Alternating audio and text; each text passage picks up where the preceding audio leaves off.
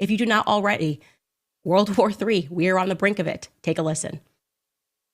In the week since we left Russia, Moscow, where we are now, in February, after interviewing Vladimir Putin, we've watched from the United States as the Biden administration has driven the U.S. ever closer to a nuclear conflict with Russia, the country that possesses the world's largest nuclear arsenal.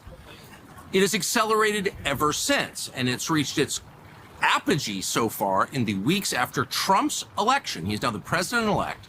In that time, just a few weeks ago, the Biden administration, American military personnel, launched missiles into mainland Russia and killed at least a dozen Russian soldiers.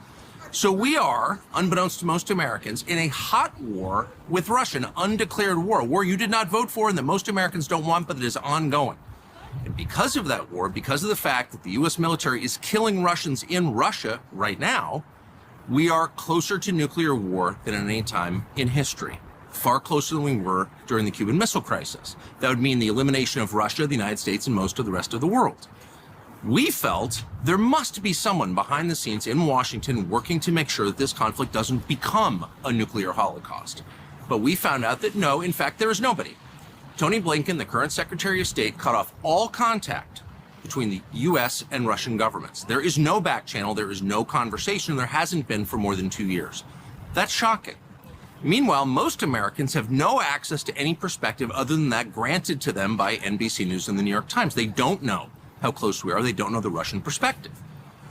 We've been trying for over a year to get that perspective out to American news consumers. We've also tried for over a year to get an interview with Zelensky, the president of Ukraine.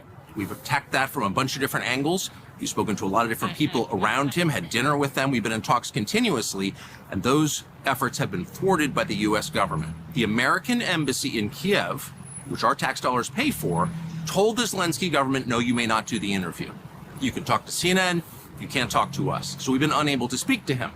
So we came back to Moscow yesterday to interview the foreign minister of Russia, Sergei Lavrov, the longest serving foreign minister in the world. He's been a part of this government for 25 years. He's been in the diplomatic corps for over 40. And ask him, where exactly are we? Are we headed toward an unprecedented conflict between Russia and the United States? Is there any way to peel Russia back from the east, from the sphere of China, back into the west? Is that alliance permanent?